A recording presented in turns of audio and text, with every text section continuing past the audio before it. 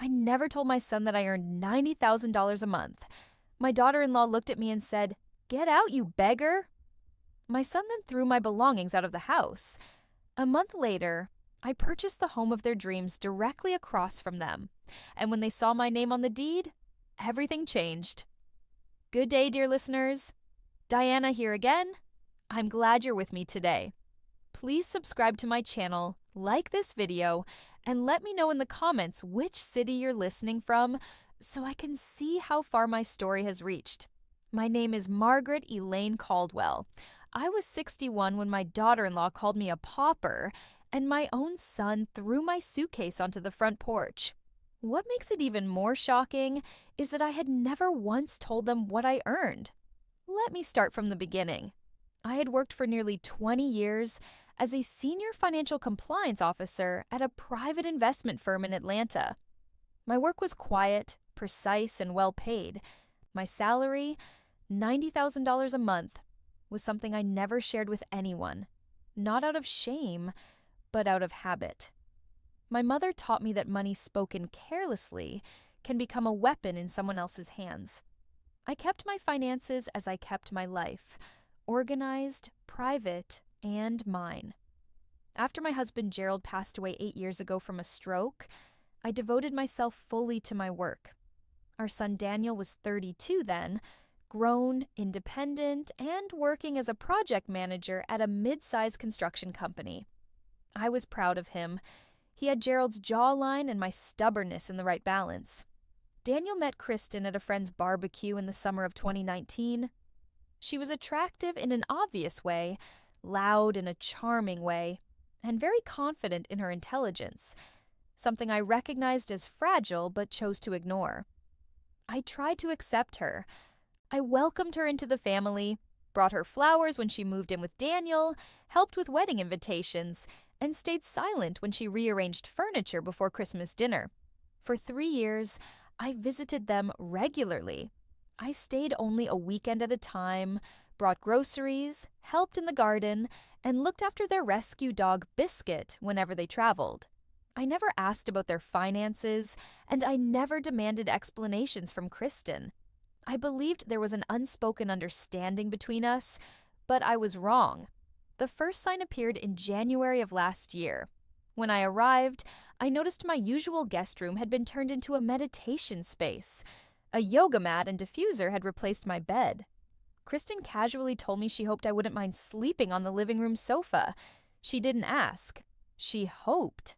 So I slept there. The second sign came a month later. I overheard Kristen on a phone call saying, "She doesn't contribute anything, she just shows up and acts like she owns the place." I said nothing and continued walking. The third sign came in April when Kristen began talking to Daniel, within my hearing, about needing more space and privacy. She always framed it as something mutual. We feel, we need, our boundaries. Daniel nodded, and I began to recognize something I didn't want to admit. But everything changed on May 14th. I arrived for what I believed was a planned visit. Daniel had invited me a week earlier. I brought homemade chili and stayed for 2 nights. When I arrived at 6 p.m., Kristen opened the door and looked at me, my bag, and my food. Her expression changed from surprise to decision. "Margaret," she said. She had never called me that before. "Daniel and I have talked. We need this space for ourselves. We can't host family indefinitely."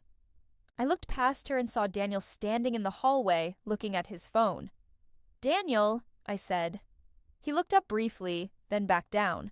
Kristen continued calmly, saying they needed boundaries and suggesting I find another place to stay when visiting. She even suggested hotels, assuming I was retired and had savings. I almost corrected her. I was not retired, but Daniel said nothing. That silence told me everything. Then she said it directly. "Get out. You've got nothing to offer. We don't need a poor old woman here."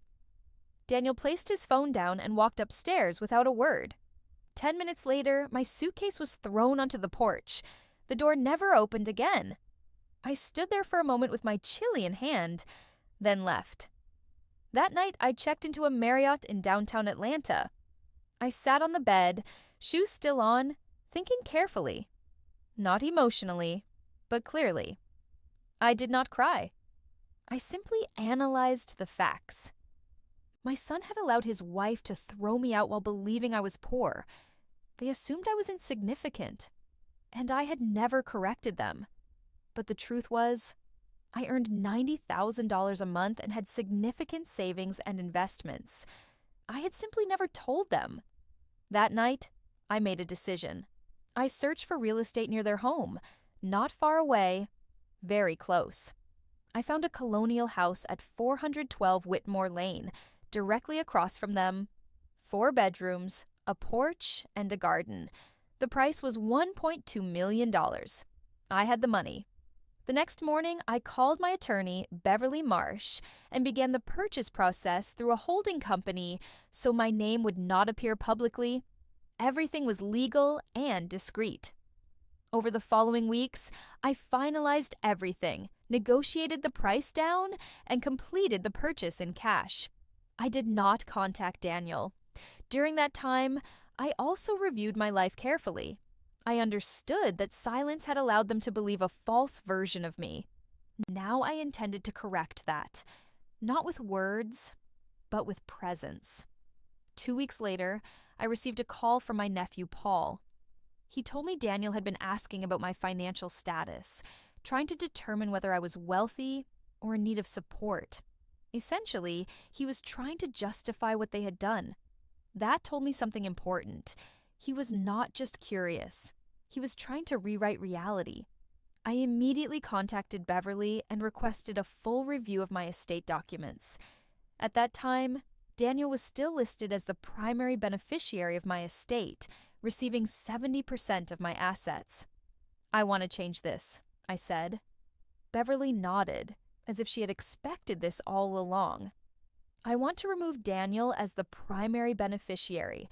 I said I wanted to set up a charitable trust as the main structure, with a discretionary clause allowing future modifications, and I wanted it completed before closing. "You're protecting yourself from a possible future claim," Beverly said. "I'm protecting myself from a present one," I replied. "Daniel doesn't know what I have, but he's beginning to question it. And questioning can turn into investigating, and investigating can turn into legal action. I prefer to handle my legal matters before someone else decides to start theirs." Beverly prepared the revised will within a week. I signed it on June 19th. That moment felt like a point of no return, not because the document couldn't be changed again, but because signing it made something emotionally real and deliberate. It confirmed that my son had placed himself on the other side of a line, and I had to respond accordingly, not out of revenge, but clarity. On June 28th, the closing for 412 Whitmore Lane was finalized. I officially owned a 4-bedroom colonial home directly across from Daniel and Kristen. They did not know yet, but that same day, I noticed Kristen had uploaded new photos on social media. Her redecorated living room in white and gold, captioned, "Our dream home, finally, just for us." I looked at the images for a long moment, then closed the page and arranged for my moving company. The movers arrived at 412 Whitmore Lane on a Saturday morning in mid-July. It was a warm Atlanta day, heavy and still. The magnolia tree in the yard had begun to recover after I had the walkway cleaned and minor garden work done. I had spent the previous week preparing the house, overseeing repairs, choosing paint samples, and studying how the light changed in each room. The house had good structure, as I expected. It had been owned by a retired professor for 30 years and carried the quiet stability of a home truly lived in, not staged. I liked it immediately, which surprised me. I had expected it to feel purely strategic, but instead it felt like home. The moving truck was large. I had brought items from storage where they had been kept for years. It blocked most of Whitmore Lane for hours. The workers were efficient, and I directed them calmly from the porch with coffee in hand. I did not look across the street. I didn't need to. I could sense the moment they noticed. Around 10:30 a.m., I heard Daniel and Kristen's front door open. Kristen's voice followed. sharp, rising in pitch, then silence, then Daniel, then another pause, then footsteps crossing the street. I was checking furniture placement with one of the movers when Kristen appeared at the end of my walkway. "What is this?" she demanded. I turned politely. "Good morning, Kristen. It's a moving truck." "This is your house?" "Yes," I replied. "Would you like some coffee? I have a thermos." She stared at me. How did you... You thought I was a penniless old woman with nowhere to go and nothing to offer?" I said calmly. "I remember. You said it on your porch." Color drained from her face. "Daniel," she called out without turning. He stood at the edge of the walkway, having been there silently for some time, then slowly approached. "Mom," he said. "Daniel," I replied. A long silence followed. A mockingbird sang from the magnolia tree as if marking the moment. "You can't be serious," Kristen said. "You did this on purpose. You're spying on us. This is harassment." "I bought a house," I said evenly, "on the open market, in a neighborhood I've visited for years. There is nothing illegal about that." "We'll see about that," she said sharply, though it sounded more like panic than certainty. I did not respond. I turned back to the movers and confirmed the placement of the bookcase. Over the next 3 days, Daniel called 4 times. I did not answer. He sent 2 messages, one asking me to reconsider, and another saying my behavior was not normal, which I found ironic under the circumstances. On the 3rd day, a legal letter arrived. Kristen had hired an attorney, Brett Hollis, who accused me of targeted harassment and threatened a restraining order if I engaged in any form of surveillance or intimidation. I forwarded it to Beverly. Beverly called later, her tone controlled and almost amused.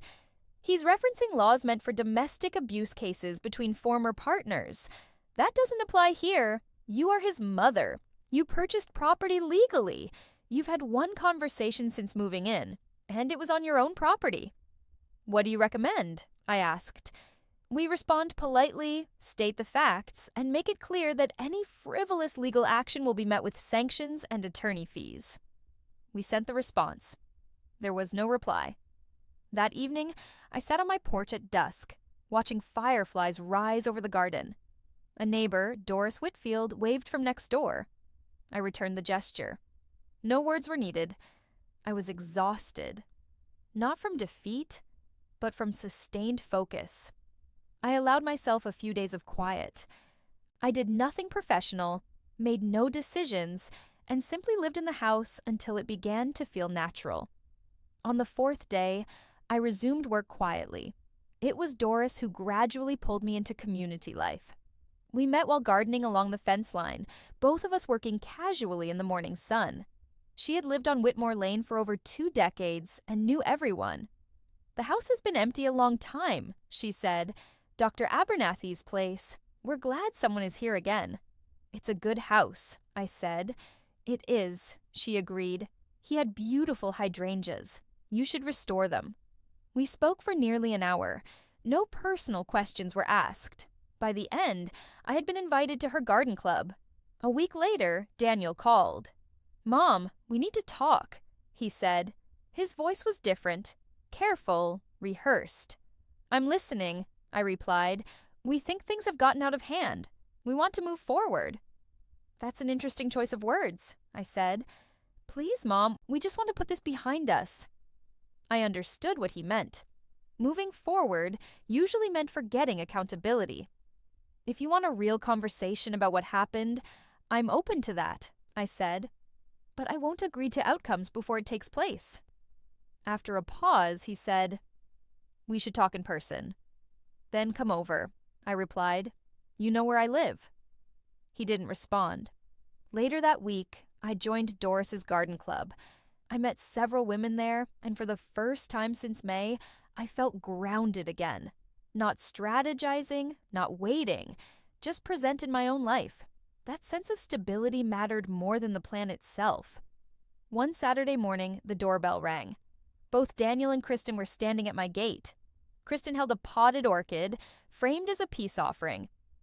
We were in the neighborhood, she said. I accepted the plant. Come in.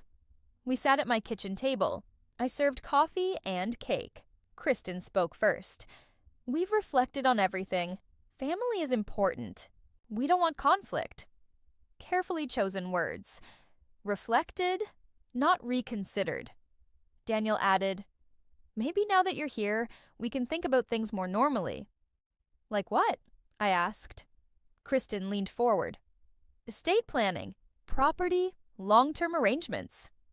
The intent was clear beneath the polite language. You're asking about my estate, I said. We're saying it makes sense to plan as a family, Daniel replied. You shouldn't have to manage everything alone, Kristen added. I looked at my son. He was not a bad man, just someone who had allowed another person's influence to reshape his judgment. I already have professionals handling my affairs, I said. What I don't need is additional input. Kristen's tone hardened. This situation you've created isn't normal. People are talking. Which people? I asked. Neighbors, family. And what exactly am I doing? I asked. She hesitated, unable to fully articulate the accusation without exposing its weakness. You're trying to make us feel guilty, she said instead. I'm sitting in my own kitchen, I replied. If you feel guilty, that's not something I created. Daniel shifted uncomfortably. Kristen stood up. This was a mistake, she said. We tried to be civil. We tried to offer an olive branch. You brought me an orchid and asked about my estate within 10 minutes of sitting in my kitchen, I replied calmly. I'm not sure that qualifies as an olive branch. They left after that. Kristen walked quickly, her anger controlled but visible. Daniel followed more slowly. Before turning away, he looked back once, just once, at the house, then at me, and finally turned to follow his wife. I remained in the doorway for a moment after they were gone. Did I feel fear? Yes. A small, cold feeling beneath my chest. Not fear of them specifically, but of what they represented, the possibility that this situation might never resolve, that my son had drifted into a place I could no longer reach, and that the distance between who he was and who he had become might be permanent. But fear, after 61 years of life, is not instruction. It is information. It tells you something matters. It does not tell you to retreat.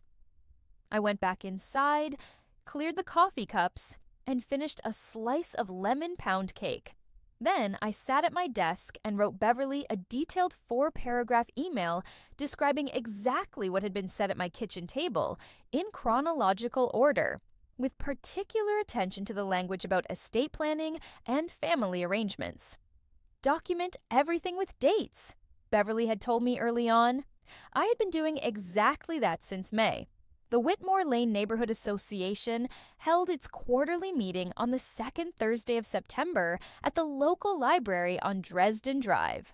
It was a practical organization focused on maintenance issues, holiday decorations, and zoning matters.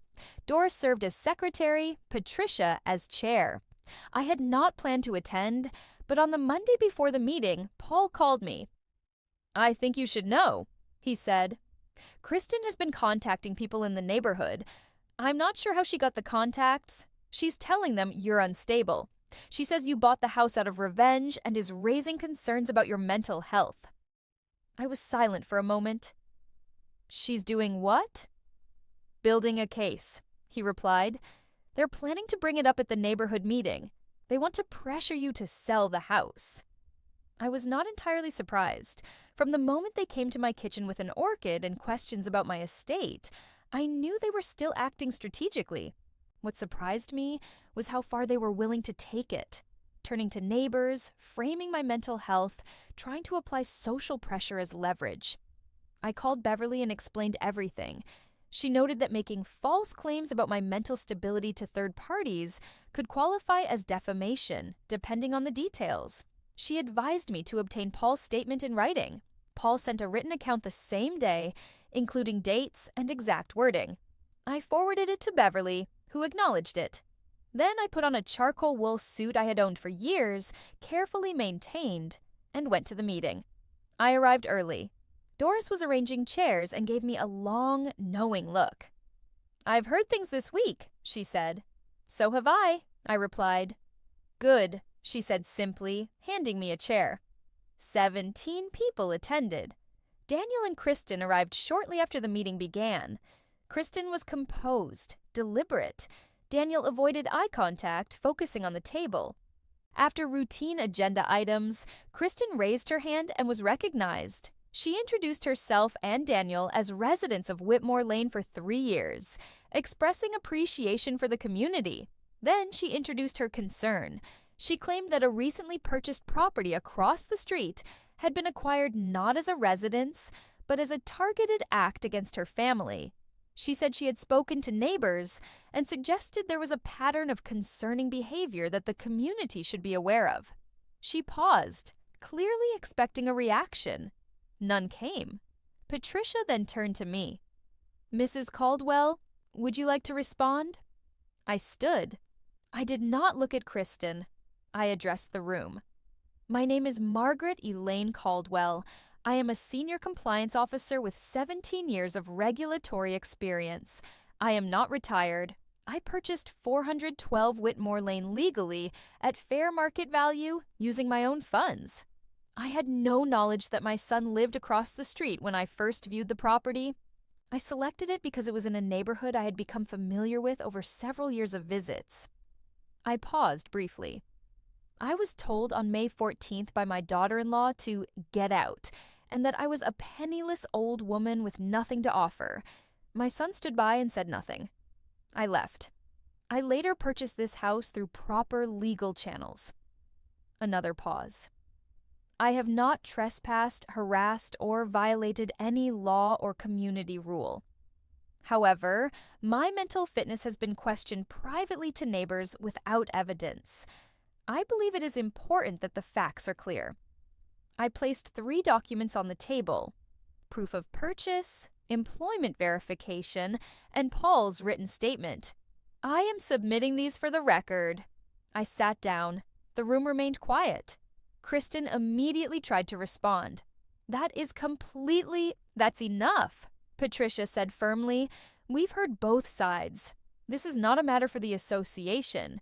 Mrs. Caldwell is a legal property owner and a respected member of this community." Kristen attempted again, but Daniel quietly said, "Kristen." It was the first word he had spoken all evening. She stopped. I looked at him. He was staring at the table, hands still, expression controlled but strained.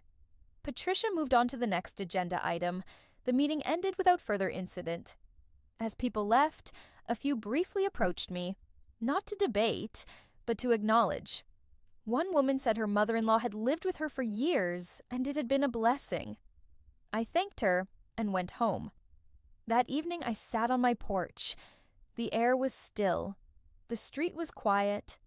I felt cold but steady, certain in a way that required no justification. 3 weeks later, Beverly called with updates from her inquiry into Daniel and Kristen's finances. The situation was more fragile than it appeared. They had stretched themselves financially with their home purchase and renovation. Kristen's income had become unstable, and Daniel's salary alone was not sufficient to comfortably sustain their obligations. They had recently been denied refinancing due to debt-to-income ratios. I absorbed the information without drama. It simply clarified the reality. I decided to write Daniel a letter. I wrote it by hand, without legal review. It was not strategic. It was direct. I explained what I knew about their financial situation, the changes I had made to my estate, and why. I told him I did not see him as a bad person, but as someone who had allowed external influence to shape his actions. I told him I would not sell the house. I told him I still loved him, though differently now. And I told him he was always welcome to come and speak honestly, without performance or agenda. I placed the letter in their mailbox myself. 2 days later, their attorney sent a cease and desist letter claiming unwanted contact. Beverly responded immediately. No further action followed. Months later, Daniel called me. "I've read your letter many times," he said. "I didn't know what to say." "I understand," I replied. "I think we need to talk properly," he said. "Then come over," I said. "I'll make coffee." He came the following Sunday. We spoke for hours. It was not dramatic. It was honest, difficult, but real.